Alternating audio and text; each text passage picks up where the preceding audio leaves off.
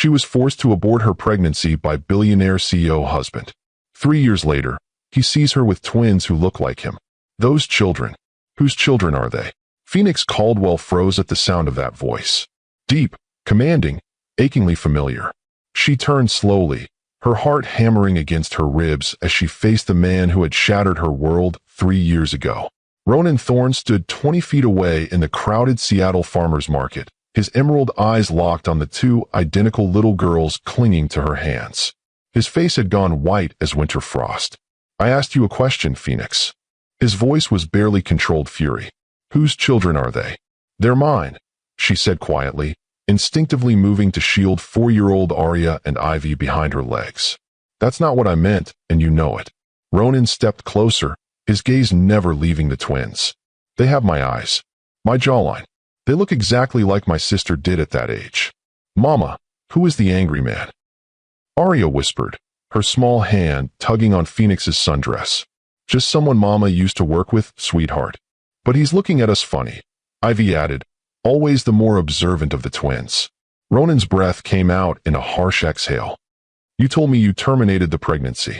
You showed me the medical papers. You let me think our baby was gone. Phoenix lifted her chin, meeting his stare with steel in her brown eyes. Our baby was never gone, Ronan. Our babies were just hidden from a man who wasn't ready to be a father. Babies. Plural. His voice cracked on the word. You were carrying twins. I was carrying twins when you and your mother forced me into that clinic. I was carrying twins when you chose your family's reputation over our family's future. I was carrying twins when you handed me that check and told me to disappear. The color drained completely from Ronan's face as the full magnitude of her deception hit him. My God, Phoenix, what have you done? Have you ever been pressured into making a choice that haunted you forever? Have you ever had someone use their power to control the most intimate decisions of your life? This is exactly what happened when a young woman fell for her billionaire boss and found herself pregnant with twins she was forced to hide. But what Ronan Thorne didn't know was that Phoenix had played the ultimate game of deception. What he thought he destroyed had actually been protected in the most ingenious way possible. Stay with me to discover how a woman turned the tables on the man who tried to control her destiny, and what happened when he realized he'd been outsmarted by the one person he'd underestimated. If you believe in fighting back against those who try to control you, hit that like button and tell me in the comments what you would have done in her situation. But to understand how we got to this moment of devastating revelation, we need to go back 3 years. Back to when Phoenix Caldwell was a completely different woman living a completely different life. 3 years earlier, Phoenix Caldwell hurried through the gleaming lobby of Thorne Industries, her heels clicking against marble floors that probably cost more than her annual salary. At 24, she was the youngest senior marketing strategist the company had ever hired, and she felt the weight of that achievement every single day. Miss Caldwell, Mr. Thorne wants to see you in his office immediately, his assistant announced as Phoenix reached her floor. Phoenix's stomach fluttered with a mixture of nerves and anticipation. In the 8 months since she'd started working at Thorne Industries, she'd had maybe a dozen direct interactions with Ronan Thorne himself. Each encounter left her more confused about the complicated dynamic between them. The elevator ride to the 52nd floor felt endless. When the doors opened, she stepped into the executive suite that occupied the entire top floor of the Seattle skyscraper. Mr. Thorne will see you now, his assistant said, gesturing toward the massive oak doors of the corner office. Phoenix knocked once and entered without waiting for permission. Ronan Thorne stood with his back to the door, looking out at the panoramic view of Elliott Bay and the Olympic Mountains beyond. You wanted to see me, sir? He turned slowly, and Phoenix felt her breath catch the way it always did when she looked at him directly. Ronan Thorne was devastatingly handsome in the way that only came from generations of good breeding and unlimited resources. Dark hair that always looked perfectly tousled, emerald eyes that seemed to see straight through people, and a body that spoke of expensive personal trainers and exclusive gyms. Close the door, Phoenix. The use of her first name made her pulse quicken. In meetings with other executives present, he always called her Ms. Caldwell. But when they were alone, which was happening with increasing frequency, the formality disappeared. She closed the door and moved toward his desk, hyper-aware of the way his eyes tracked her movement. The Morrison campaign exceeded all projections, Ronan said, moving to lean against the front of his desk. 40% increase in brand recognition, 60% jump in sales.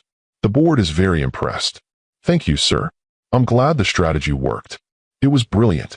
Unconventional, but brilliant. His voice dropped lower. You continue to surprise me, Phoenix Caldwell. There it was again. That undercurrent of something more than professional appreciation. Something that made her skin warm and her thoughts scatter. I just try to think outside traditional marketing frameworks. Is that what you call it? Ronan's smile was slow and dangerous. I call it genius. Phoenix felt her cheeks flush. I should get back to the Richardson proposal. The Richardson proposal can wait. Ronan moved closer, close enough that she could smell his expensive cologne and see the flecks of gold in his green eyes. I want to discuss your future with the company. My future. I'm creating a new position. Senior Vice President of Creative Strategy. The salary would be substantial. The responsibilities would include direct collaboration with me on all major campaigns. Phoenix's heart raced with excitement and something else entirely. That sounds incredible. There would be travel involved. Late nights. Very close working relationships. His voice carried implications that had nothing to do with business and everything to do with the tension that had been building between them for months. I understand. Do you, Phoenix? Ronan reached out to brush a strand of her auburn hair away from her face. Do you understand what I'm really offering you? The touch of his fingers against her skin sent electricity shooting through her entire body. She knew she should step back, should maintain professional boundaries, should remember that he was her boss, and she was just a girl from Tacoma whose father drove a delivery truck. Instead, she leaned into his touch. I think I do. Tell me what you think I'm offering. A chance to work more closely with you. To be part of something bigger than quarterly reports and campaign metrics. And personally, what am I offering you personally? Phoenix's breath came shorter as he stepped even closer, his hand still gently cupping her cheek. I don't know if I should answer that. Answer it anyway. You're offering me a chance to explore whatever this is between us. And what is this between us, Phoenix? I think you know. I want to hear you say it. Phoenix looked up into his eyes, seeing her own desire reflected back at her. Attraction. Chemistry. Something that could be amazing or could destroy my career. It won't destroy your career. I won't let it. You can't promise that. I can promise that I'll protect you. Always. The word hung between them, loaded with implications and possibilities. Before Phoenix could respond, Ronan leaned down and kissed her. The kiss was gentle at first, tentative, as if he was giving her the chance to pull away. When she didn't, when she instead wound her arms around his neck and kissed him back, it deepened into something desperate and hungry. Phoenix, he murmured against her lips. I've wanted to do that for months. We shouldn't be doing this. Probably not. You're my boss. I'm aware. This could complicate everything. It already has. Despite her words, Phoenix made no move to step away from him. Instead, she found herself studying his face, memorizing the way he looked at her like she was something precious and rare. What happens now? She asked quietly. Now we see where this goes. Carefully, discreetly, and if it goes somewhere complicated, then we figure it out together. That was the beginning of the most intense and secretive 8 months of Phoenix's life. By day, they maintained perfect professionalism. She called him Mr. Thorne in meetings, he called her Ms. Caldwell in front of colleagues, and they discussed campaign strategies and market analysis with the focused attention of serious professionals. By night, they explored a connection that felt inevitable and dangerous in equal measure. You realize this is insane, Phoenix said one evening as they shared takeout Chinese food in his penthouse apartment overlooking the Sound. Completely insane, Ronan agreed, stealing a piece of her orange chicken with his chopsticks. Your family would hate me. My family hates everyone who isn't from their very small circle of approved bloodlines. I'm serious, Ronan. I'm nobody. My dad drives a delivery truck. My mom works at a daycare center. I went to community college before transferring to state school on academic scholarships. I don't fit into your world. Ronan set down his chopsticks and turned to face her fully. My world is whatever I choose to make it. And I choose to make it include you. It's not that simple. Why not? Because you're a thorn. Your great-grandfather built this company from nothing and turned it into an empire. Your family name is on buildings and hospital wings and scholarship foundations. You can't just date whoever you want without consequences. I can date whoever I love. The word stopped Phoenix's breath completely. Love. I love you, Phoenix Caldwell. I love your brilliant mind and your stubborn independence, and the way you challenge everything I thought I knew about what I wanted from life. Ronan. I love the way you scrunch your nose when you're concentrating on a problem. I love that you eat cereal for dinner when you're too tired to cook. I love that you argue with me about business strategy and win half the time. Phoenix felt tears threatening as she listened to this powerful, successful man list all the small, ordinary things about her that somehow made her extraordinary in his eyes. I love you too, she whispered. I've loved you for months, and it terrifies me. Why does it terrify you? Because love makes you vulnerable. And vulnerable people get hurt by powerful people. I would never hurt you. You might not mean to, but your family, your obligations, your legacy, all of that is bigger than what we have together. Nothing is bigger than what we have together. Phoenix wanted to believe him. For 8 beautiful, secret months, she let herself believe that love could conquer the enormous gulf between their backgrounds and expectations. She should have known better. The pregnancy changed everything, just not in the way Phoenix had expected. When she saw the 2 pink lines on the test in her tiny apartment bathroom, her first emotion was pure joy.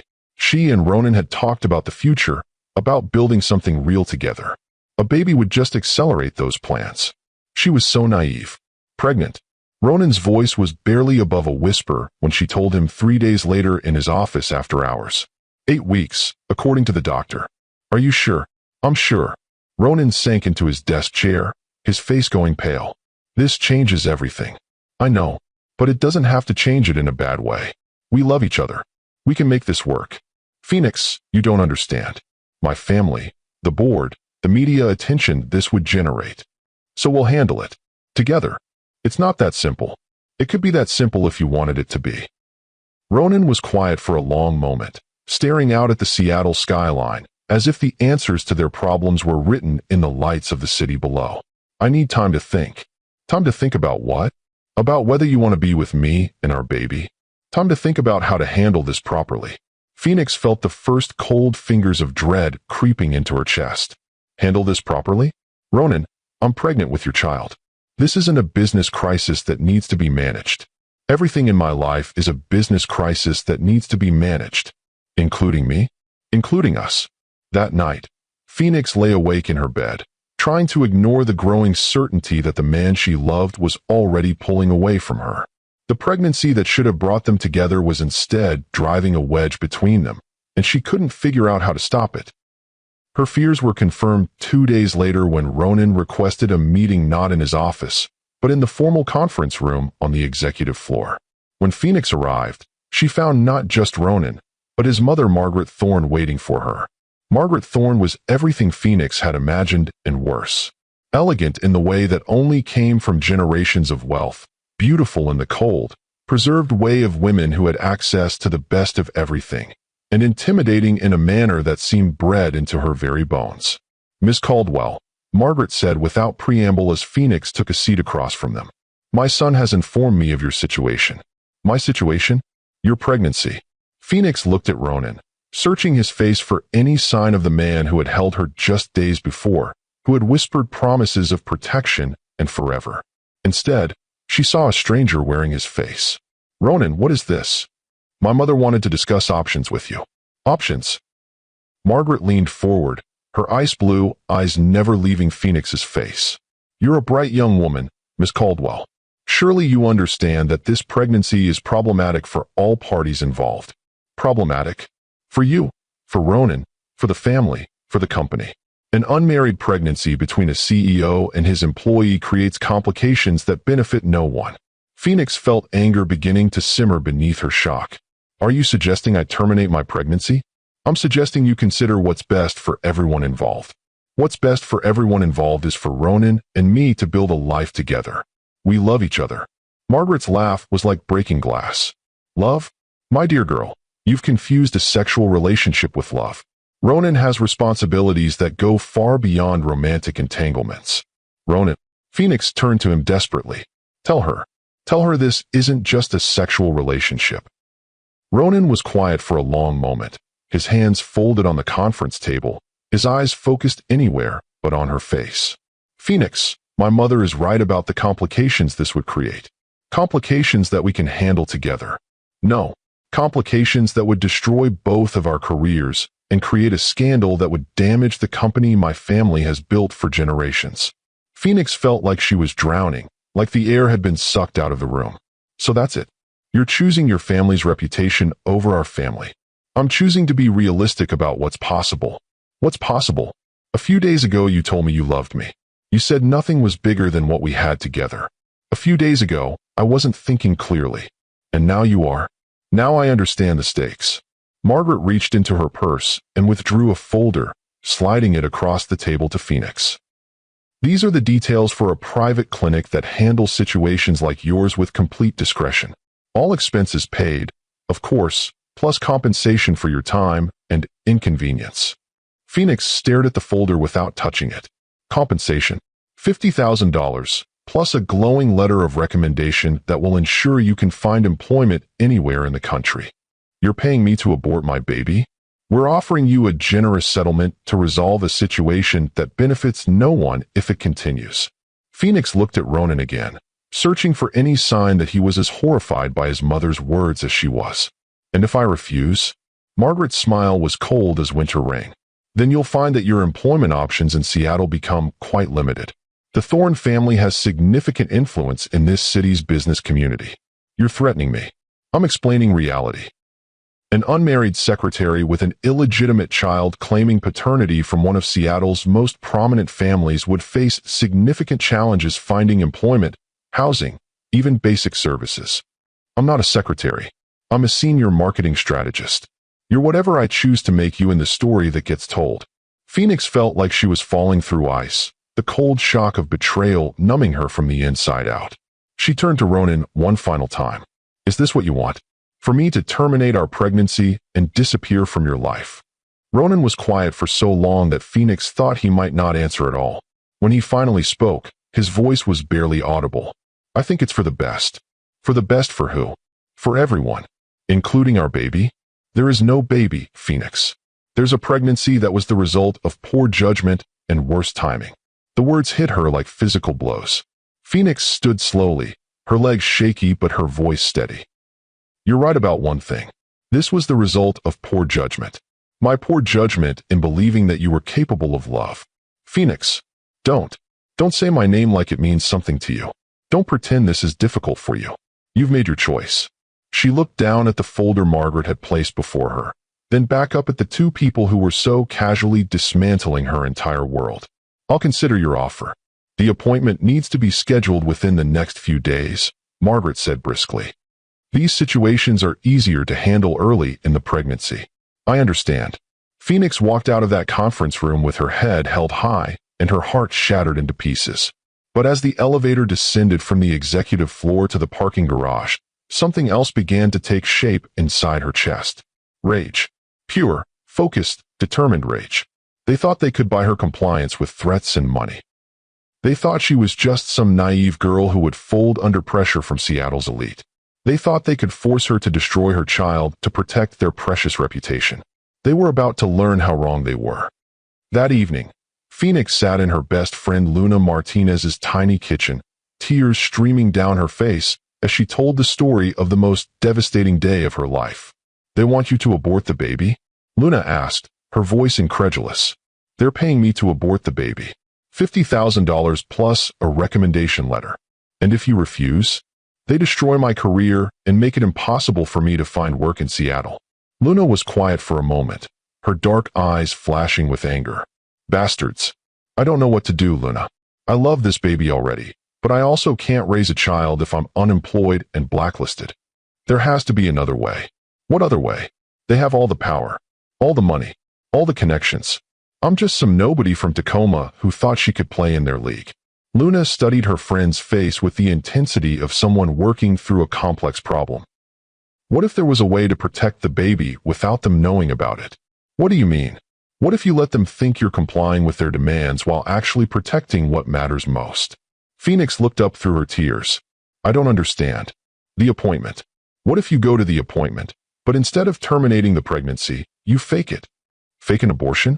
Luna, That's impossible. Is it?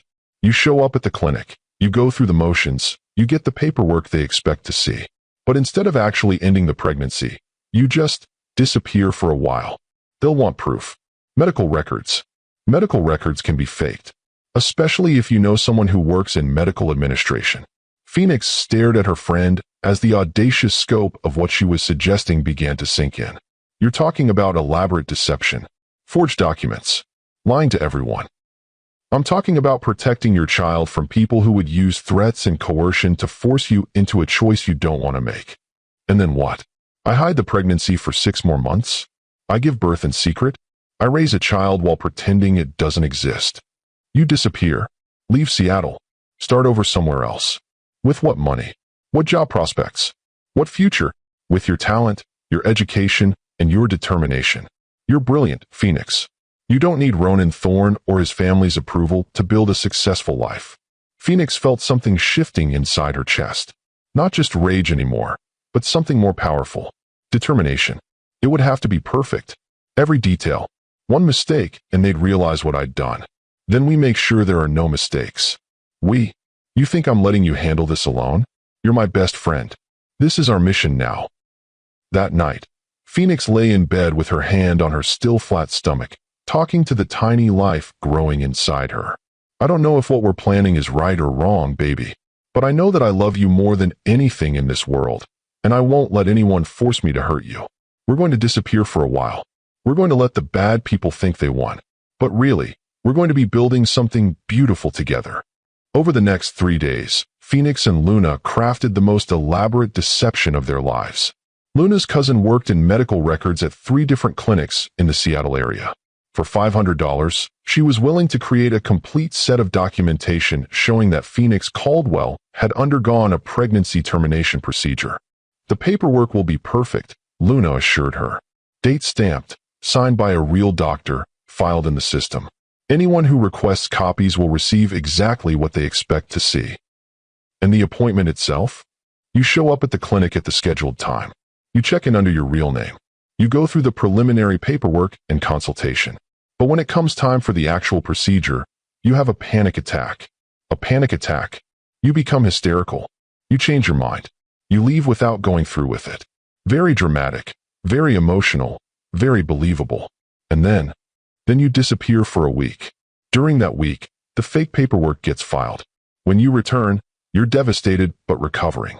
You've lost the baby, you're heartbroken, and you want nothing more than to move on with your life. Phoenix marveled at the complexity of what they were planning. And if someone investigates too closely, why would they? They got what they wanted. The problem is solved. You're no longer pregnant, no longer a threat to their precious reputation. It could work. It will work. Because we'll make it work. The day of the appointment, Phoenix dressed carefully in clothes that made her look vulnerable and uncertain. She wore no makeup, pulled her hair back in a simple ponytail, and carried herself with the defeated posture of someone who had been broken by forces beyond her control. Ronan was waiting for her in the parking lot of the clinic. I wanted to be here, he said quietly as she approached, to support you through this. Phoenix almost laughed at the cruelty of his words. He wanted to support her through the termination of their pregnancy. The pregnancy he had forced her to end. That's not necessary. I know this is difficult. I know you're hurt and angry. But afterward, when this is over, maybe we can talk about rebuilding what we had. Phoenix stared at him in disbelief. Rebuilding what we had. This doesn't have to destroy us, Phoenix. We can get past this and find our way back to each other. You think I'm going to want to be with you after you forced me to abort our child? I think you'll understand that I was trying to protect both of us from a situation that would have ruined our lives. Our lives, or your reputation. Both. Phoenix felt a cold fury settle in her chest. This man actually believed that she would forgive him for this. That she would somehow be grateful for his protection. That they could resume their relationship as if nothing had happened. I need to go inside. I'll wait for you. Don't. When this is over, I don't want to see you again. Phoenix, don't say things you don't mean. I've never meant anything more in my life. Inside the clinic, Phoenix played her part perfectly. She filled out paperwork with shaking hands, answered questions in a barely audible voice, and submitted to preliminary examinations with the resignation of someone who had been defeated by circumstances beyond her control. But when the nurse called her name for the final procedure, Phoenix's carefully rehearsed breakdown began. "I can't do this," she whispered, tears streaming down her face. "I can't go through with it. Miss Caldwell, it's normal to feel nervous. The procedure is very safe and quick. No, you don't understand. I can't kill my baby. I can't do what they want me to do." Phoenix's voice rose to near hysteria, drawing the attention of other patients and staff members. "I need to leave. I need to think about this more. Miss Caldwell, please calm down. We can discuss your options." "There are no options. Don't you understand? They're forcing me to do this. They're making me choose between my baby and my entire future." By the time security was called to help calm the distraught young woman, Phoenix had created exactly the kind of scene that would be remembered and reported. She left the clinic in tears, visibly shaken, and completely unpregnant as far as anyone could tell. The fake medical records were filed that afternoon. 2 days later, Phoenix received a call from Margaret Thorne's assistant. "Mrs. Thorne would like to confirm that your situation has been resolved." "It's been resolved. The documentation has been received and filed appropriately. Mrs. Thorne wanted me to convey her satisfaction with your handling of this matter. I'm sure she's very satisfied. Your final paycheck will include the agreed-upon compensation. Your letter of recommendation has been prepared and will be available upon request. Thank you. Mrs. Thorne also wanted me to remind you that the confidentiality agreement you signed covers all aspects of your employment with Thorne Industries, including personal relationships with company executives." "I understand." "Excellent.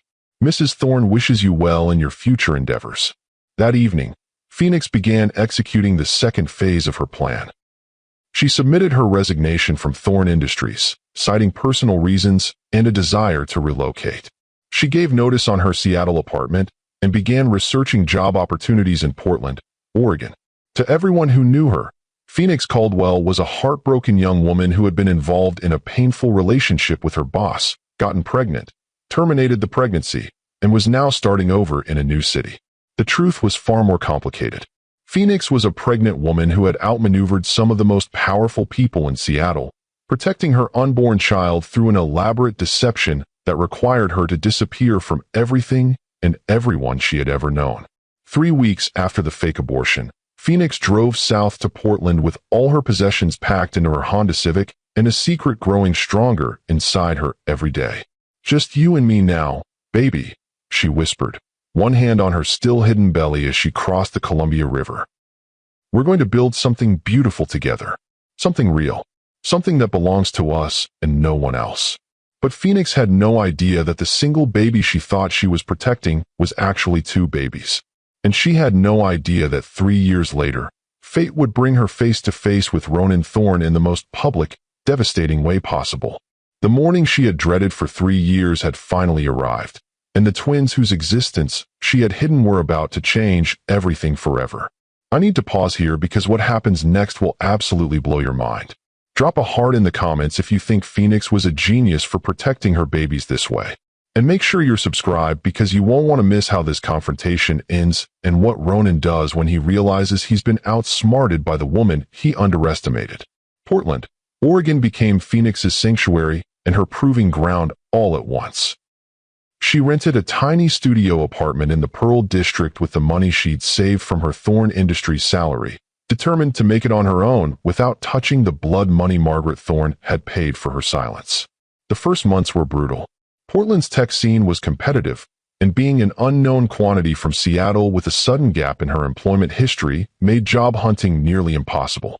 Phoenix spent her days sending out resumes and her evenings working freelance marketing projects that barely covered rent and groceries. "You're sure you don't want to tell them about the pregnancy?" Luna asked during one of their nightly phone calls.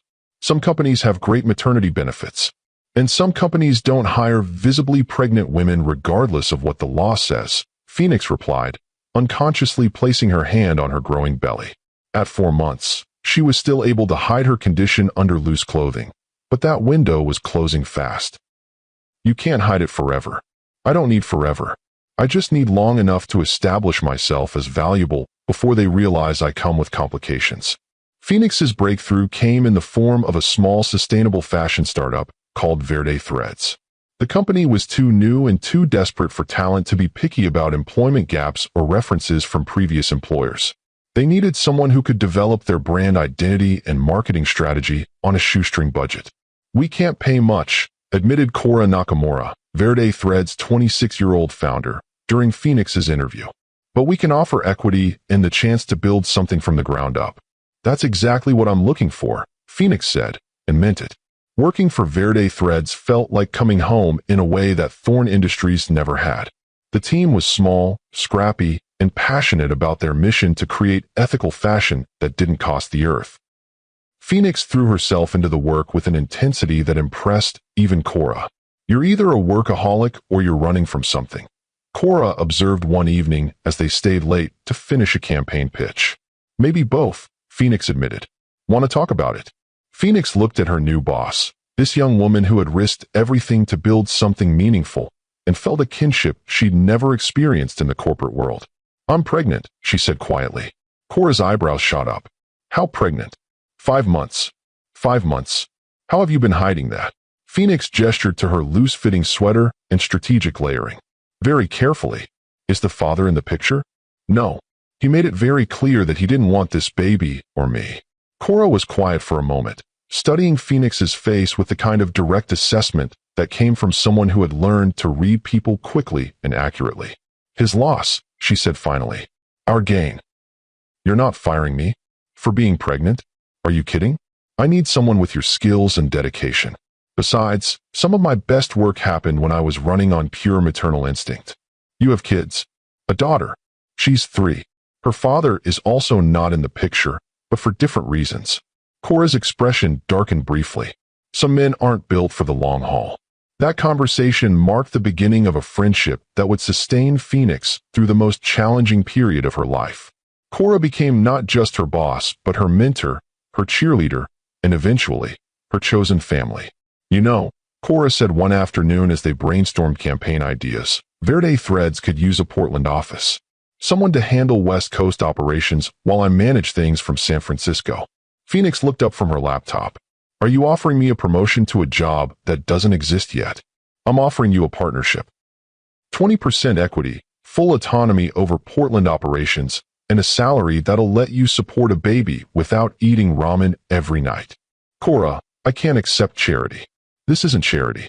This is me recognizing talent and locking it down before you realize you could make twice as much somewhere else." The promotion came just in time. At 7 months pregnant, Phoenix was running out of ways to disguise her condition, and the physical demands of her work were becoming overwhelming. But with her new position came a small office, a modest but steady salary, and something even more valuable than money: respect. "You're glowing," her doctor, Dr. Sarah Kim, said during a routine checkup. "How are you feeling?" "Tired, anxious, excited, terrified. The usual." "Any word from the father?" Phoenix had been honest with Dr. Kim about her situation, at least the basic facts. Powerful ex-boyfriend who didn't want the baby, threats to her career, the decision to start over in a new city. "No, and I don't expect any. As far as he knows, this pregnancy doesn't exist." "That must be difficult." "It's liberating, actually. I don't have to worry about his opinion or his family's interference. This baby and I get to build our life exactly the way we want it. Just remember that children often have questions about their fathers as they get older. I'll deal with that when the time comes." But Dr. Kim's words planted a seed of worry that would grow larger as Phoenix's pregnancy progressed. What would she tell her child about their father? How would she explain why half their genetic history was off limits? Those concerns became secondary when Phoenix went into labor 6 weeks early on a rainy February morning. "It's too soon," she gasped to Luna, who had driven down from Seattle to be with her for the birth. "Babies come when they're ready," Luna said calmly, though Phoenix could see the worry in her eyes. "Let's get you to the hospital." The labor was long and complicated. After 18 hours of increasingly intense contractions, Dr. Kim made a decision that would change everything. "Phoenix, I need to do an emergency ultrasound. The baby's heart rate is concerning, and I want to check positioning." "Is something wrong?" "I just want to make sure we're prepared for all possibilities." Dr. Kim moved the ultrasound wand over Phoenix's swollen belly, her expression growing more surprised by the second. Phoenix, I need you to stay calm, but I'm seeing something unexpected here. What? Is the baby okay? The babies are fine. Phoenix, you're carrying twins. The words hit Phoenix like a physical blow. What? 2 babies. Somehow we missed it in your earlier ultrasounds, probably because one was hiding behind the other. But I'm definitely seeing 2 distinct heartbeats, 2 separate bodies. Phoenix stared at the ultrasound screen, trying to process what she was seeing. 2 babies. 2 tiny humans who would depend on her for everything. 2 children whose father didn't even know they existed. Twins, she whispered. Twin girls, from what I can see. Are you okay? Phoenix felt tears streaming down her face, but she wasn't sure if they were from joy or terror. I'm alone. I can't raise twins alone. You're not alone, Luna said firmly, taking her hand. You have me. You have Cora. You have a whole community of people who care about you. But their father made his choice. Now you get to make yours. Phoenix's choice was to love her daughters with every fiber of her being. Arya and Ivy Caldwell were born at 34 weeks, small but healthy, with the kind of distinctive features that would make their parentage unmistakable to anyone who knew how to look. They have his eyes, Phoenix whispered as she held them for the first time, studying their tiny faces with wonder and heartbreak. They have your strength, Luna replied. That's more important. The next 3 years passed in a blur of sleepless nights, first steps, first words, and the indescribable joy of watching 2 tiny humans develop their own personalities. Arya was the artist, always drawing or painting or building elaborate structures out of blocks. Ivy was the analyst, taking apart toys to see how they worked and asking endless questions about everything she encountered. Phoenix threw herself into building Verde Thread's Portland operation with the same intensity she brought to mothering. The company grew from a scrappy startup to a nationally recognized brand, with Phoenix's marketing strategies earning attention from major retailers and fashion magazines. You're brilliant at this, Cora said during one of their quarterly business reviews. Have you ever considered starting your own agency? My own agency. Phoenix, you've turned Verde Threads into a household name. Imagine what you could do with multiple clients, your own team, your own vision. The idea took root slowly but steadily. By the time Arya and Ivy turned 3, Phoenix had developed a business plan for Caldwell Creative, a boutique marketing agency specializing in sustainable and ethical brands. I want to do it, she told Luna during one of their regular video calls. I want to build something that's entirely mine. Go for it. You've got the skills, the connections, and the track record. And 2 toddlers who need stability and health insurance. 2 toddlers who need a mother who's fulfilled and challenged and building the kind of life she wants them to inherit. Phoenix spent months preparing for the transition, saving money, developing client relationships, and creating the infrastructure for her new business. When she finally submitted her resignation from Verde Threads, Cora surprised her with an offer. We want to be your first client. Exclusive West Coast representation, 2-year contract, enough money to get you started properly. Cora, I can't take advantage of our friendship. You're not taking advantage. You're accepting the recognition you've earned. Caldwell Creative launched on Arya and Ivy's 3rd birthday, with Phoenix working from a small office space in Southeast Portland while the girls attended a cooperative preschool run by other entrepreneurial parents. Mama, what do you do at work? Arya asked one evening as Phoenix tucked her into bed. I help people tell stories about their businesses. I help them explain why what they do is important and why people should care about it. Like when I draw pictures to show my feelings. Exactly like that, sweetheart. I help businesses draw pictures with words. Are you good at it? I'm very good at it. Good. I want you to be the best at everything. Phoenix's heart clenched with love and determination. Her daughters would grow up seeing her as capable, independent, and successful. They would never doubt that women could build empires from nothing, that single mothers could thrive, that love and hard work could overcome any obstacle. But they would also grow up with questions about their father that Phoenix wasn't sure she was ready to answer. Mama, why don't we have a daddy? Ivy asked one afternoon as they watched other families at the playground. Phoenix had been dreading this conversation for months, knowing it was inevitable, but hoping to delay it as long as possible. Some families have mommies and daddies. Some families have 2 mommies or 2 daddies. And some families have just one parent who loves their children very much. But where is our daddy? Your daddy lives far away, and he's not able to be part of our family right now. Why not? Sometimes grown-ups make choices that mean they can't be together, even when there are children involved. Does he know about us? Phoenix felt her throat tighten. He knows you exist, but he's not ready to be a daddy. Will he ever be ready? I don't know, sweetheart. But you don't need to worry about that. You have me, and you have each other, and you have all the people who love you. That's more than enough. I wish he wanted to meet us, Arya said quietly. Maybe someday he will. But for now, we're perfect just the way we are. Phoenix believed that, mostly. She had built a life that felt complete and fulfilling. Her business was thriving. Her daughters were healthy and happy, and she had created the kind of financial and emotional security that meant she never had to depend on anyone else for survival. But late at night, when the girls were asleep and the house was quiet, Phoenix sometimes wondered what Ronan would think of the amazing little people he had unknowingly helped create. Would he see himself in Arya's stubborn determination or Ivy's analytical mind? Would he regret the choice he had made, or would he still believe that protecting his reputation was more important than knowing his children? She was about to find out. The invitation to her sister Sage's wedding arrived on a Tuesday morning in March, along with a note that made Phoenix's blood run cold. I know you've been avoiding Seattle, but I need my maid of honor with me. Please don't let whatever happened with that job keep you from being here for the most important day of my life. I love you, Sage. Phoenix stared at the elegant wedding invitation with its Seattle venue address and felt her carefully constructed world tilting on its axis. Sage was getting married at the Fairmont Olympic Hotel, one of Seattle's most prestigious venues.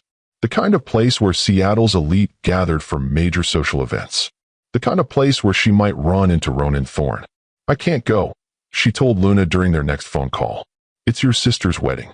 It's too risky. What if I see him? What if he sees the girls? Phoenix, you can't hide from Seattle forever. And Sage needs you. I'll send a gift and my regrets. You'll break her heart. Phoenix knew Luna was right, but the thought of returning to Seattle with Arya and Ivy made her panic in ways she hadn't felt since the early days of her pregnancy. What if he recognizes them? They look exactly like him, Luna. Any idiot could see the resemblance. So what if he does? You're not the same person you were 3 years ago. You're successful, independent, and you've raised 2 amazing children without his help. He has no power over you anymore. He could try to claim custody. Based on what? He forced you to terminate the pregnancy, remember? As far as anyone knows, those children can't be his. Phoenix felt some of her panic subsiding as she considered Luna's logic.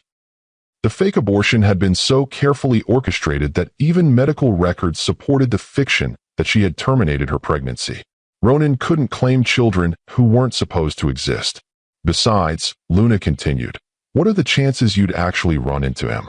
Seattle's a big city. Famous last words, Phoenix thought 3 weeks later as she stood frozen in Pike Place Market, her daughter's hands clutched in hers, staring at the man who had shattered her world 3 years ago. Those children. Whose children are they? The question hung in the air like a live wire as Ronan Thorne stood 20 feet away, his emerald eyes locked on Arya and Ivy with an expression of shock and growing recognition. They're mine, Phoenix said quietly, instinctively moving to shield her daughters behind her legs. That's not what I meant, and you know it. Ronan stepped closer, his gaze never leaving the twins. They have my eyes. My jawline. They look exactly like my sister did at that age.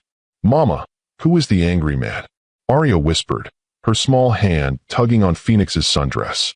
Just someone Mama used to work with, sweetheart. But he's looking at us funny, Ivy added, always the more observant of the twins. Ronan's breath came out in a harsh exhale. You told me you terminated the pregnancy. You showed me the medical papers. You let me think our baby was gone. Phoenix lifted her chin, meeting his stare with steel in her brown eyes. Our baby was never gone, Ronan. Our babies were just hidden from a man who wasn't ready to be a father. Babies. Plural. His voice cracked on the word. You were carrying twins. I was carrying twins when you and your mother forced me into that clinic. I was carrying twins when you chose your family's reputation over our family's future. I was carrying twins when you handed me that check and told me to disappear. The color drained completely from Ronan's face as the full magnitude of her deception hit him. My God, Phoenix. What have you done? Phoenix felt 3 years of suppressed anger finally breaking free. What have I done? I protected my children from people who would use threats and coercion to control their lives. I gave them a chance to grow up loved and wanted instead of resented and hidden. They're my children too, are they? Because 3 years ago, you made it very clear that any children I carried were problems to be solved, not blessings to be celebrated. I was wrong. I was scared and stupid, and I made the worst mistake of my life. Yes, you did. And the consequence of that mistake is that these beautiful little girls grew up without knowing they had a father. Ronan looked at Arya and Ivy, who were watching this exchange with the kind of serious attention that very young children brought to adult drama they didn't understand but could sense was important. Can I talk to them? No. Phoenix, please. They're my daughters. They're my daughters. You're just the man who provided half their DNA and then walked away. I didn't walk away. I thought they were dead. You walked away from me. You walked away from the possibility of them. You chose your mother's approval over the chance to build a family with someone who loved you. Ronan was quiet for a long moment, staring at the 2 little girls who looked so much like him that denial was impossible. What are their names? Phoenix hesitated, then decided that withholding basic information would only make her look petty. Arya and Ivy. Arya and Ivy. He repeated softly, as if testing the words. They're beautiful. They're perfect. I want to know them. I want to be part of their lives. Too late. It's not too late. I'm here now. I know they exist now. Everything can change from this moment forward. Phoenix felt a bitter laugh escape her throat. Everything changed 3 years ago when you chose your reputation over your family. This is just you finally seeing the consequences of that choice. Mama, I'm scared, Arya whispered, pressing closer to Phoenix's leg. Why is the man making you cry? Ivy added, her young voice fierce with protective anger. Phoenix realized that tears were streaming down her cheeks, that her daughters were seeing their mother break down in public because of this stranger who was looking at them with desperate longing. We're leaving, she said firmly, turning to guide Arya and Ivy away from the market. Phoenix, wait. Please. We need to talk about this properly. There's nothing to talk about. There's everything to talk about. Custody arrangements, financial support, their futures. Phoenix spun around, her eyes blazing with fury. Custody? You want to talk about custody? You have no legal claim to these children, Ronan. As far as the law is concerned, you forced me to terminate this pregnancy 3 years ago. That's not what happened. That's exactly what happened. You just didn't realize I was smart enough to protect them from you. I'm their father. You're a sperm donor. Their father would have been there for their birth, their first steps, their first words. Their father would have held them when they were sick and read them bedtime stories and taught them to ride bikes. I want to do all those things now. Now, when it's convenient for you.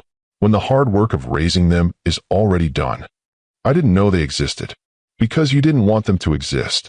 Ronan looked desperately between Phoenix and the twins, who were watching this exchange with growing confusion and distress. How do I fix this?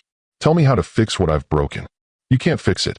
Some things can't be repaired, only replaced. And I've already replaced you with something better. What's better than their actual father? A life where they're loved unconditionally. A life where they don't have to compete with family reputation and business interests for affection. A life where they're valued for who they are, not what they represent. Phoenix turned away again, but Ronan's voice stopped her. I'll fight for them. The threat was quiet, but unmistakable. Phoenix felt ice forming in her veins as she turned back to face him. What did you say? I said I'll fight for custody. They're my daughters, and I have rights. You have no rights.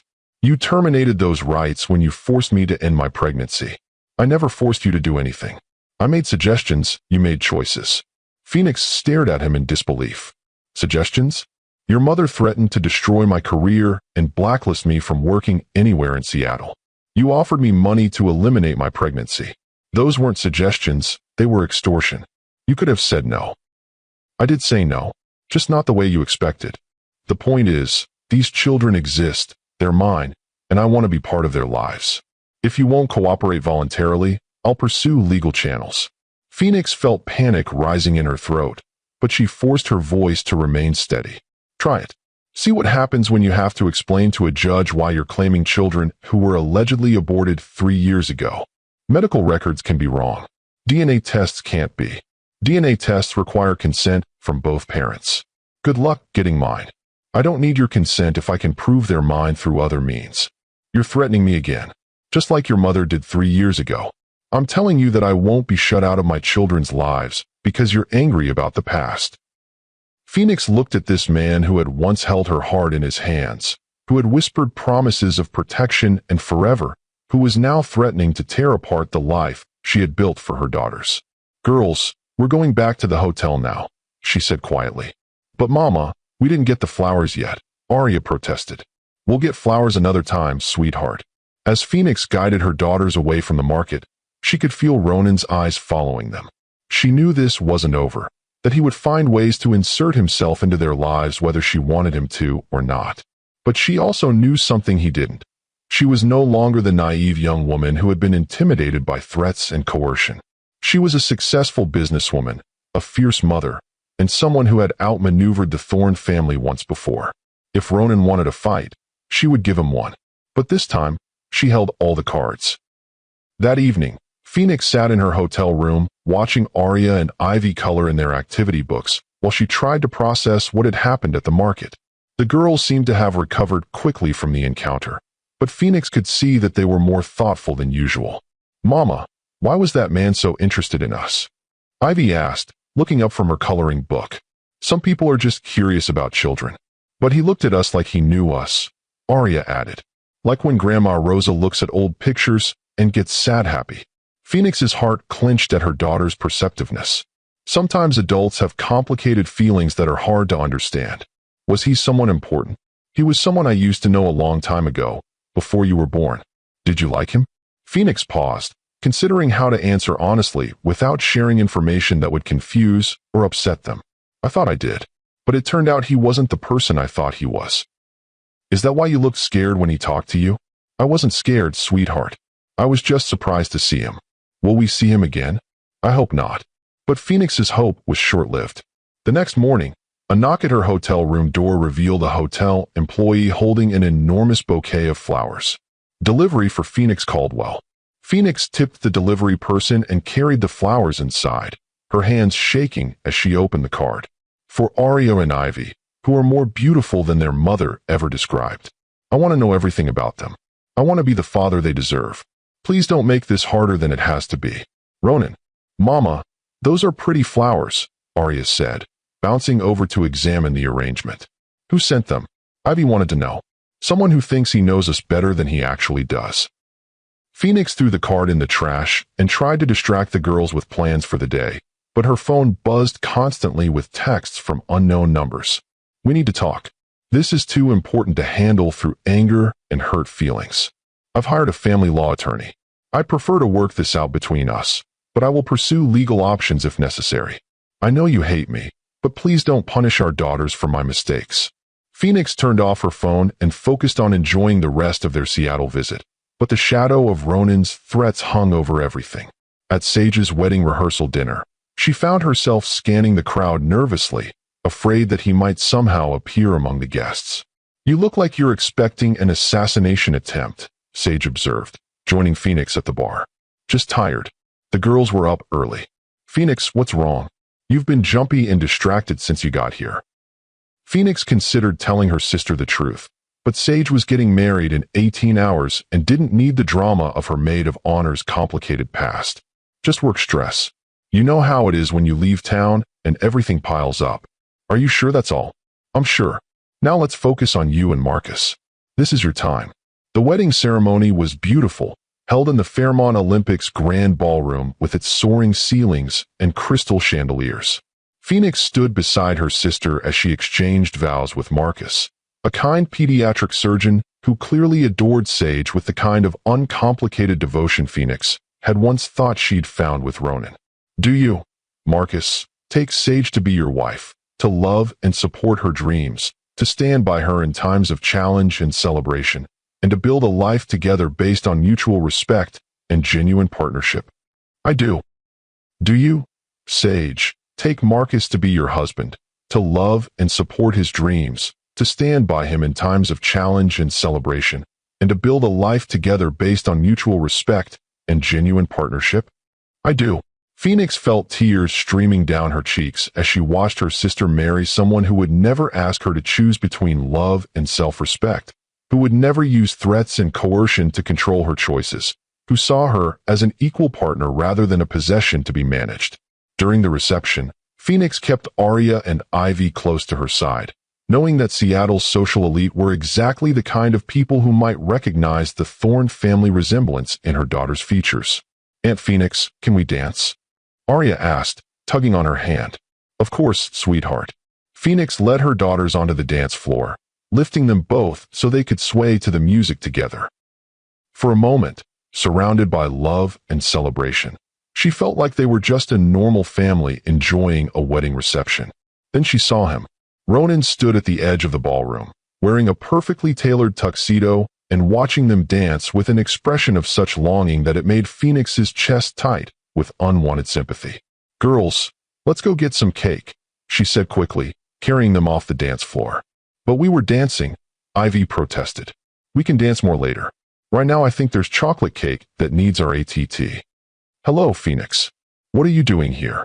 "Marcus Patterson is my college roommate. I'm here for his wedding." Phoenix felt the blood drain from her face. Of all the weddings in Seattle, Ronan had to be at her sister's. "Mama, it's the man from the market," Arya whispered loudly. "Hello, Arya," Ronan said softly, kneeling down to her eye level. "You look very pretty in your dress." "Thank you," Arya replied politely, but Phoenix could see her pressing closer to her mother's leg. "And you must be Ivy," Ronan continued, looking at the other twin with wonder. "I'm Ronan. Why are you looking at us like that?" Ivy asked with her typical directness. "Like what?" "Like you're trying to memorize our faces." Ronan glanced up at Phoenix, who was standing frozen with panic and fury.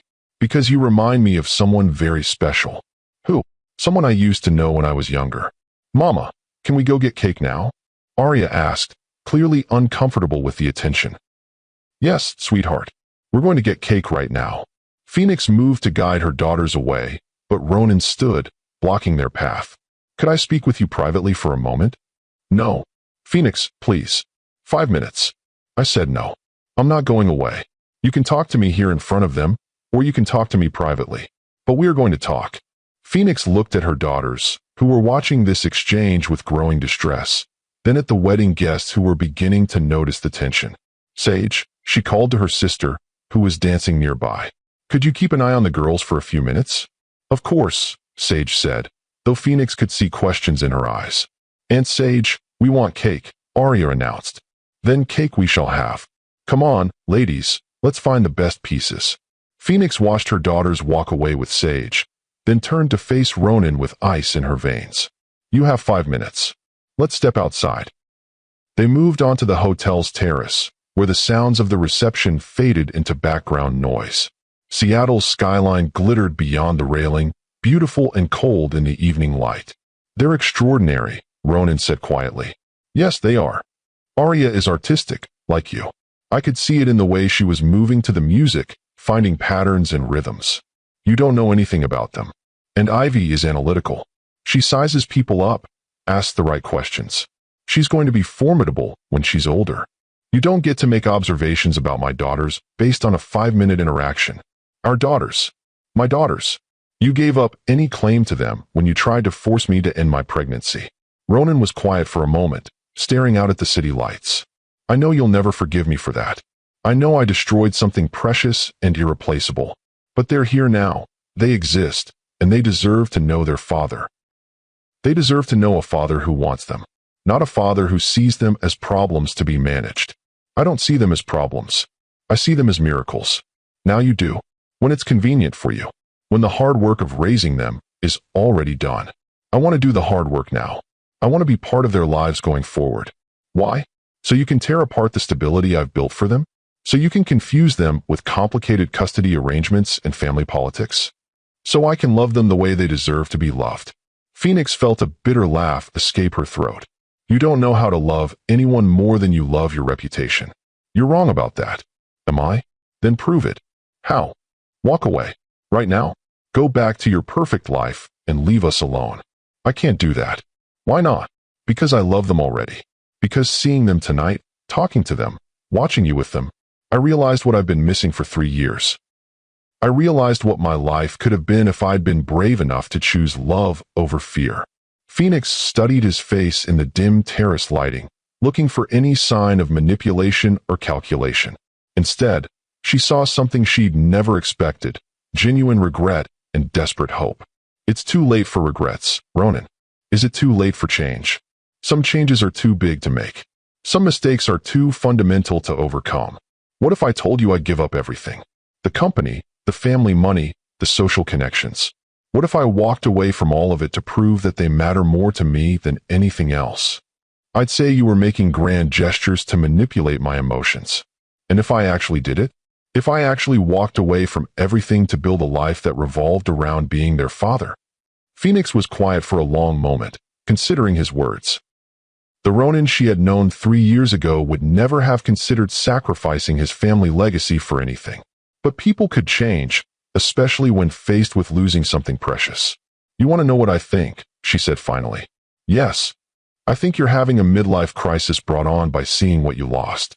I think you're romanticizing fatherhood because you've never had to do the real work of parenting. I think you're confusing regret with love. You're wrong. Am I? Have you thought about what being their father actually means? Not just the fun parts, like teaching them to ride bikes or taking them to the zoo. The hard parts. The middle of the night fevers and the tantrums in grocery stores and the endless questions and the way they take over your entire life. I want all of it. You want the idea of it. Reality is different. Then let me learn the reality. Give me a chance to prove I can be the father they deserve. Phoenix felt her resolve wavering slightly.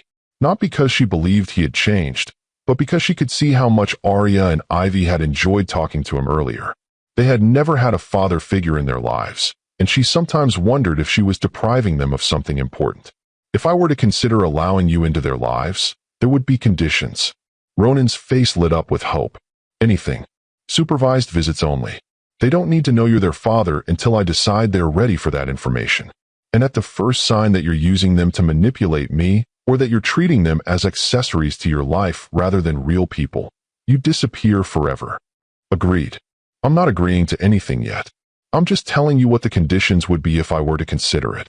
What would it take for you to consider it? Time. Consistency. Proof that you've actually changed, and that this isn't just some emotional reaction to seeing them unexpectedly. How much time? As much as it takes. Before Ronan could respond, the terrace doors opened, and Sage appeared with Arya and Ivy in tow. Sorry to interrupt, but someone was getting worried about where Mama went. We thought you left, Arya said, running to Phoenix and wrapping her arms around her legs.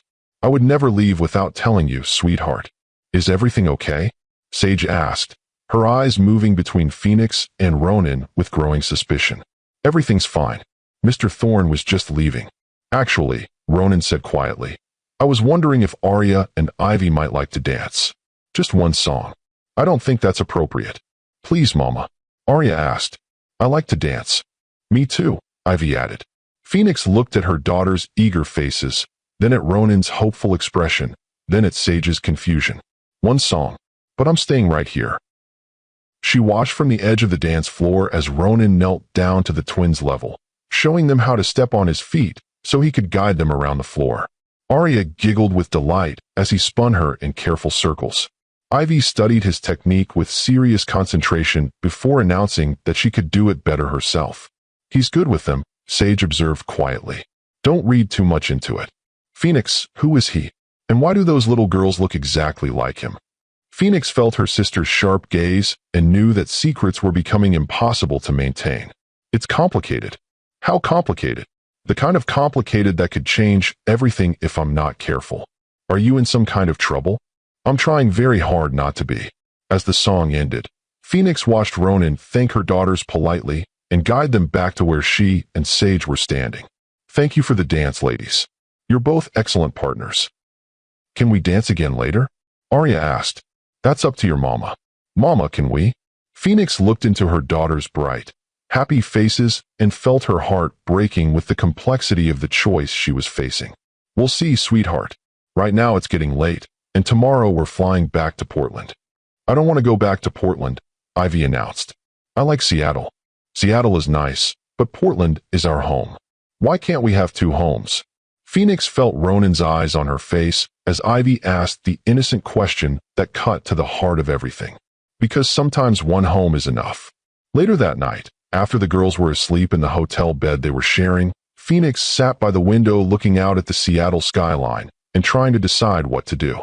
Her phone buzzed with a text from Ronan. Thank you for letting me dance with them. They're amazing. I understand if you need time to think about everything, but please don't shut me out completely. I want to be better. I want to be someone worthy of being their father. Phoenix stared at the message for a long time before responding. Actions speak louder than words. If you want to prove you've changed, prove it through consistency and patience, not grand gestures and emotional appeals. Tell me how. Figure it out yourself. That's what being a parent means. The next morning, Phoenix packed their bags and prepared to return to Portland with a mixture of relief and anxiety. She was eager to get back to their normal routine, but she knew that Ronan's reappearance in their lives had changed something fundamental. As they waited for their flight at SeaTac Airport, Arya tugged on Phoenix's sleeve. Mama, are we going to see Ronan again? Phoenix's breath caught. Why do you ask? Because he looked at us like he wanted to keep us. And you looked at him like you were scared he might try.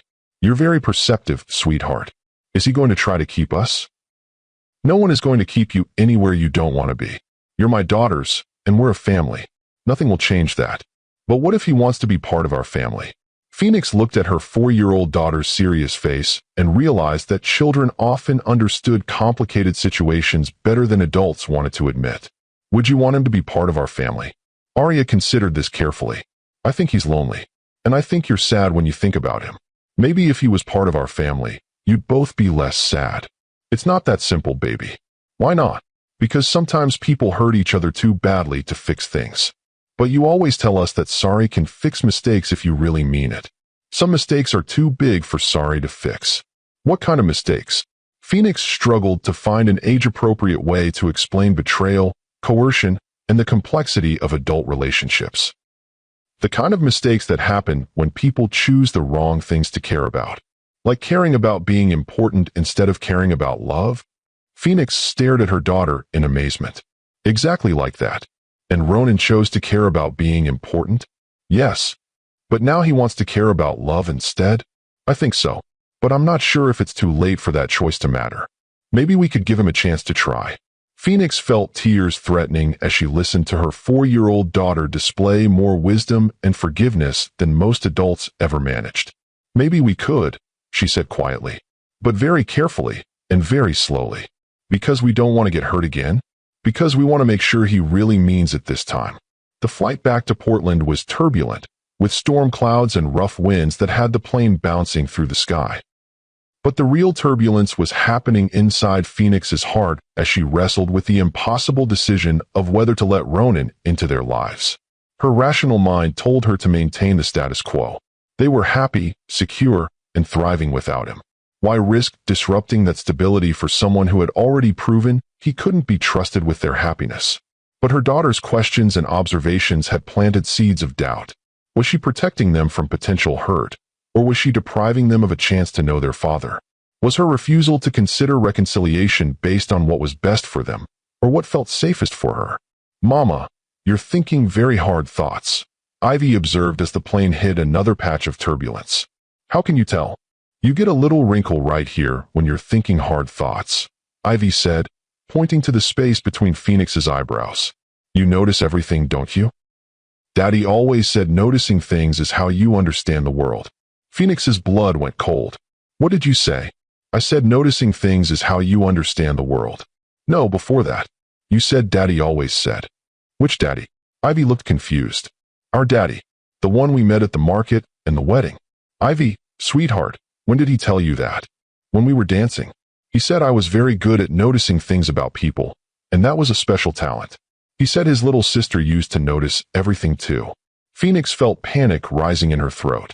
Did he tell you he was your daddy? He didn't have to tell us. Arya chimed in matter-of-factly. We could see it. See what? That he has our eyes and our chin and our hands. Just like when you show us pictures of Grandma Rosa, and we can see where you came from. Phoenix stared at her daughters in shock. They had figured out Ronan's identity on their own, without any adult explanation or confirmation. "How long have you known?" "Since the market," Ivy said. "But we didn't want to say anything because you seemed scared." "Are you scared of our daddy?" Arya asked with concern. Phoenix struggled to find words. "I'm not scared of him. I'm scared of what might happen if he becomes part of our lives, and then changes his mind." "Why would he change his mind?" "Because he changed his mind before. Before you were born, he decided he didn't want to be a daddy." "But maybe he was just scared too," Ivy suggested. "Maybe he needed time to learn how to be brave enough for love." Phoenix felt tears streaming down her cheeks as she listened to her daughter's innocent wisdom. They had inherited their father's analytical intelligence and their mother's emotional insight, creating a combination that cut straight to the truth of complicated situations. "What do you think we should do?" she asked quietly. "I think we should give him a chance to prove he's learned how to be brave," Arya said. "But not a big chance," Ivy added. "A little chance first, to see if he really means it. And if he doesn't mean it, then we'll still have each other," Arya said simply. "And that's enough.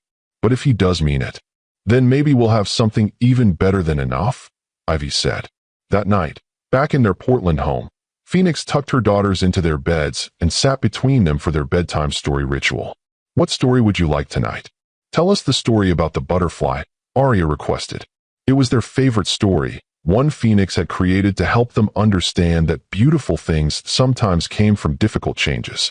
Once upon a time, there was a caterpillar who thought she was broken because she was different from all the other caterpillars.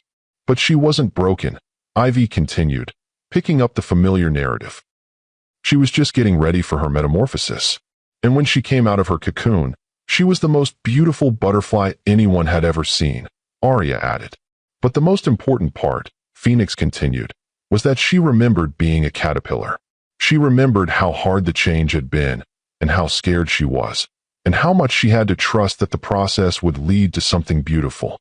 And because she remembered, the girls said in unison, she could help other caterpillars who were scared of changing. That's right. She could help them understand that sometimes the most beautiful things come from the most difficult changes. "Mama," Ivy said sleepily, "do you think our daddy is having metamorphosis?" Phoenix considered the question seriously. "I think he might be trying to. Should we help him?" "What do you think?" "I think butterflies should help caterpillars," Arya mumbled, already half asleep. "Even when they're scared?" "Especially when they're scared," Ivy whispered. Phoenix kissed both her daughters goodnight and sat in the darkness of their room, listening to their gentle breathing and thinking about metamorphosis, second chances, and the wisdom of children. The next morning brought a delivery that changed everything. Phoenix opened her front door to find not flowers or gifts, but a simple manila envelope with her name written in Ronan's distinctive handwriting. Inside was a letter and a legal document that made her hands shake as she read. "Phoenix, I know that words are meaningless after what I put you through 3 years ago. I know that promises from me carry no weight because I've already broken the most important promise I ever made. So instead of more words, I'm offering you action. The attached document shows that I've resigned from Thorn Industries, effective immediately. I've also renounced any claim to my family's trust fund and removed myself from all inheritance plans. I'm walking away from everything that once mattered more to me than you and our children. I'm not doing this to manipulate you or to force your hand. I'm doing this because I realize that the man who chose family legacy over family love isn't someone worthy of being called a father. I don't know if you'll ever be able to forgive me, but I want Arya and Ivy to grow up knowing that their father chose them over everything else, even if that choice came 3 years too late. I've started my own consulting firm with the money I saved from my salary at Thorn Industries. It's small and uncertain, but it's mine, and it's built on the principle that success means nothing if you don't have people you love to share it with. I'm not asking for anything except the chance to prove that I've learned what really matters. I'm not asking for forgiveness or for reconciliation. I'm just asking for the opportunity to be the father our daughters deserve, in whatever way you feel comfortable allowing. I love them already, Phoenix. I love their curiosity and their wisdom and the way they see the world with clear eyes and generous hearts. I love that they inherited your strength and your creativity and your ability to find hope in difficult situations. I love them, and I love you, and I'm finally brave enough to choose love over everything else. Ronan. Phoenix read the letter 3 times, then studied the legal documents that proved he had actually done what he claimed. Resigned from his position as CEO of Thorn Industries. Renounced his inheritance. Walked away from billions of dollars and generations of family legacy. For her. For their daughters. For the chance to be someone worthy of their love. "Mama, why are you crying?" Arya asked, appearing in the kitchen doorway in her pajamas. "Because sometimes people surprise you," Phoenix said, wiping tears from her cheeks. "Good surprise or bad surprise?" "I'm not sure yet, sweetheart. Is it about our daddy?" Phoenix looked at her daughter's serious face and made a decision that would change all their lives. "Yes, it's about your daddy. And I think it's time we had a longer conversation about what that means." Can you imagine the conversation that's about to happen between a mother and her daughters about the father they're just beginning to know? Comment brave if you think Ronan's sacrifice proves he's finally ready to be the father they deserve. That afternoon, Phoenix sat on the living room floor with Arya and Ivy, their favorite picture books scattered around them as she tried to find the right words to explain 3 years of complicated history. "You remember how we talked about your daddy not being ready to be a parent when you were born?" She began carefully. "The one who lives far away," Ivy nodded. "Well, it turns out he wasn't really far away. He was in Seattle, which is where we used to live before you were born." "Why did we leave Seattle?"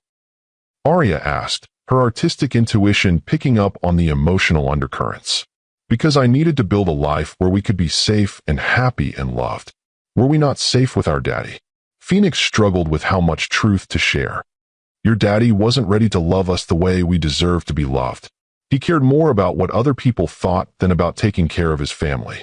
Like when kids at school care more about being popular than being kind." Ivy asked.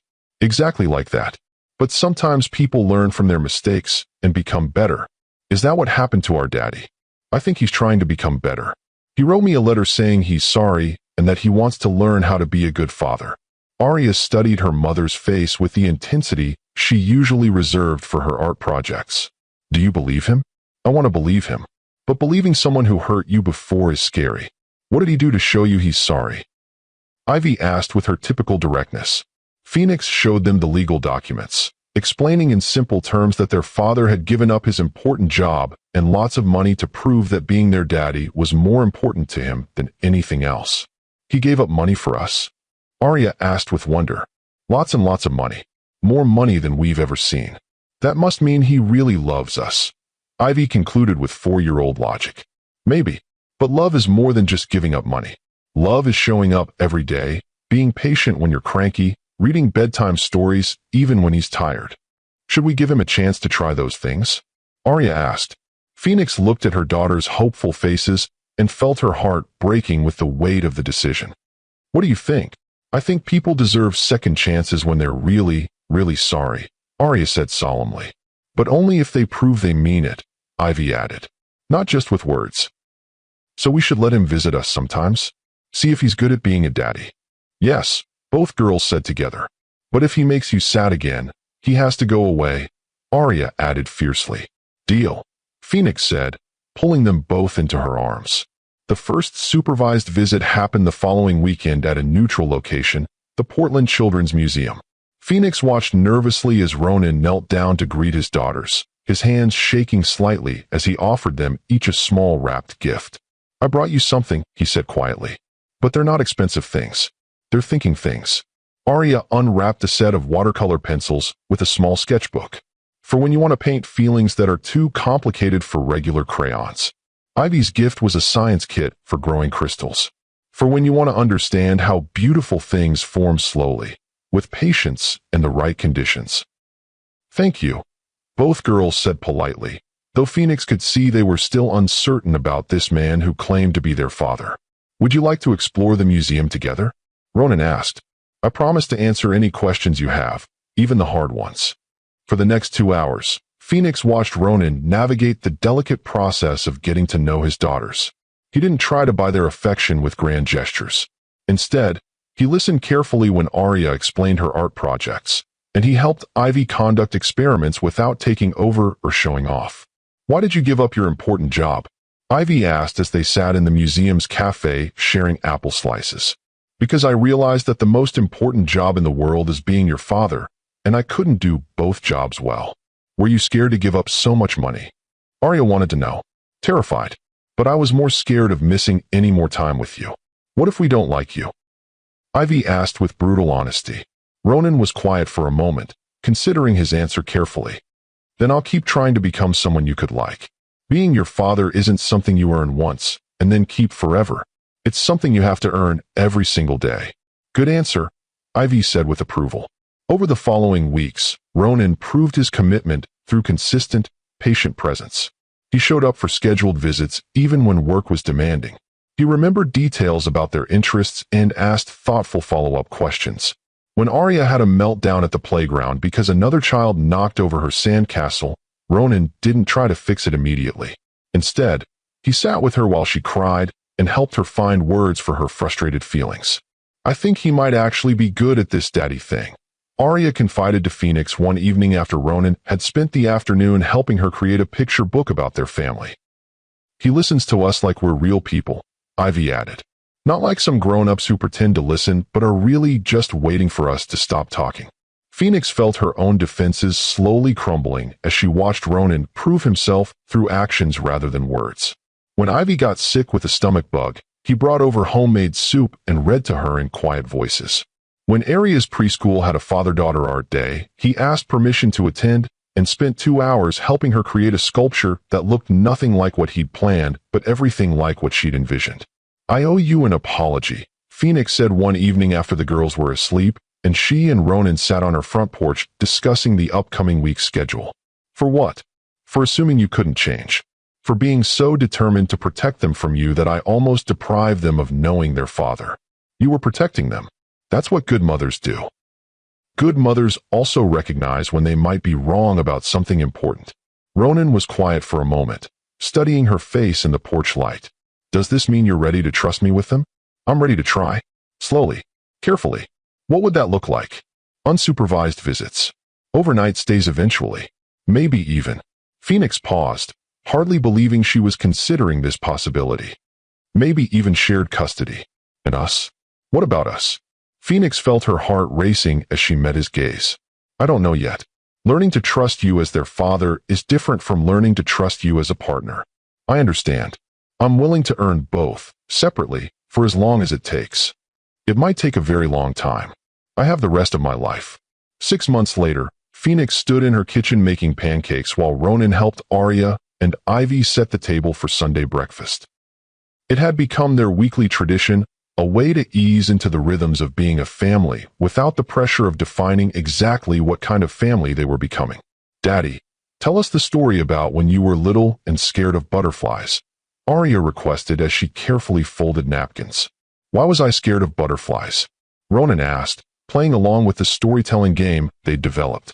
Because you thought they might fly away if you got too close, Ivy explained seriously. And what did I learn? That if you're very patient and very gentle, sometimes beautiful things will choose to stay with you. Arya finished. Phoenix felt tears threatening as she listened to this metaphor her daughters had created to understand their father's journey from fear to love. That's right, Ronan said softly, his eyes meeting Phoenix's across the kitchen. Sometimes the most beautiful things in life are worth waiting for. The knock at the front door interrupted their family moment. Phoenix opened it to find an elegantly dressed older woman whose ice blue eyes and imperious bearing could only belong to one person. Margaret Thorne, Phoenix said, her voice carefully neutral. Ms. Caldwell, may I come in? I don't think that's a good idea. I think it's necessary. My son has made some choices that concern me greatly. Grandma Margaret? Arya appeared in the hallway, her face lighting up with curiosity rather than fear.